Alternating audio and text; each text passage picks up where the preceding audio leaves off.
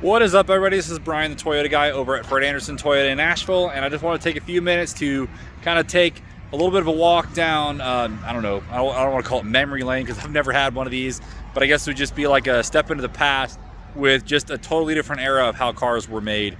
Because we actually have this really clean 2003 Lincoln Town Car, but only like 103,000 miles, and there's just so much stuff about this car that is just so crazy just to see where cars have changed. So let me just kind of show you what I'm talking about. So first off, this car again is just in fantastic shape. For it being, what is that, 18 years old, it's a 2003 Lincoln Town Car Executive, minus a little bit of a scratch here and there. This thing has held up really well over time. And you know, these town cars, they were usually used, especially the executive version, were usually used as taxis or rentals or, you know, all kinds of things. And then when they were decommissioned from there, a lot of times they were just beaten up and abused and put big wheels on and lowered and spinners and all this kind of stuff. And to see one that is still in fantastic shape, I feel like is something to be respected. But if we just look at all the space of these old Panther bodies, I love these town cars and the Crown Vics. It's just from a totally different time frame. Look at the Lincoln badges on the door. One thing that I've noticed is you've got ashtrays everywhere. So you've got an ashtray for each of the passengers here on the doors. You can see they pop out, so you can actually dump those when they get full. And then of course you have ashtrays in the front also. But when's the last time you saw an ashtray on a car, especially in the back seats? Check out that big Lincoln badge sticking up on the hood. It's just like the old Mercedes back in the day. You don't see those anymore. Right here on the door, this is something that Ford has still kept, is actually the door keypad, where you could basically lock your keys in the car and get in and out with just your special code. And that's actually something I'm surprised that more people haven't done. But Ford and Lincoln have been doing that for a really long time, and you still have it here. Now that we are in it, just look at how old school this dashboard is. Big, flat, almost one-piece dashboard across the front. The doors, they're so heavy and they're so far out. You've got these big old grab handles, which for most cars, these would be mounted up here as kind of the oh crap handle. And you actually have these mounted on each door so you can reach out and pull it closed. But just, we'll crank this thing up and just listen to how quiet it is.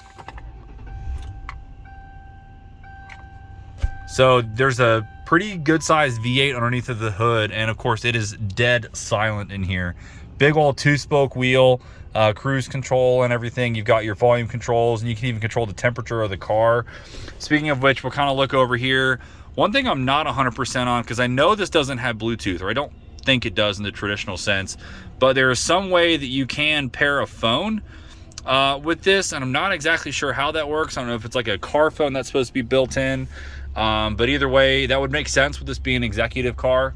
But look up here, and you've got the different like trip computer. I guess it's not a trip computer, like a maintenance computer. You can view different, you know, bits of information on there. I guess these are garage door openers. As you open up where I would thought there would be cup holders.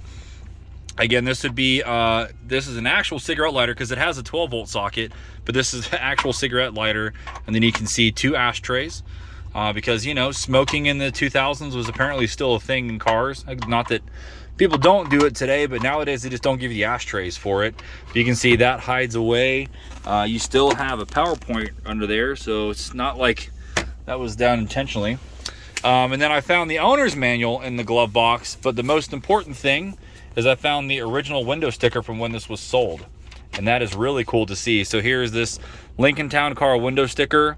With the standard price was $40,000. You can see it was sold for $41,140 when it was brand new. And it's pretty cool to see this. I know people that love to collect these, and I can only say the only way you're going to get this is if you get the car. But look at how cool that is. Look at all these standard features and everything on here. The fuel economy, which I'm sure is wrong. They didn't do things as good back in the day as far as the accuracy, I guess, of the fuel economy stuff. Something else really cool about the front seats, other than the fact that they are just in really good condition, is of course you have an armrest. It's got a center console with a coin pocket. You know, it's another thing that just you haven't seen in cars in a long time, is a little, you know, coin organizer for tolls or for whatever, just for organization. But of course, this is not just an armrest. This is actually a backrest also, because of course you do have a seat here. You have 3 seat belts, 3 seat belt buckles. So technically you can see the little seat belts tucked right in there. You can sit 3 across. This is a traditional bench seat car.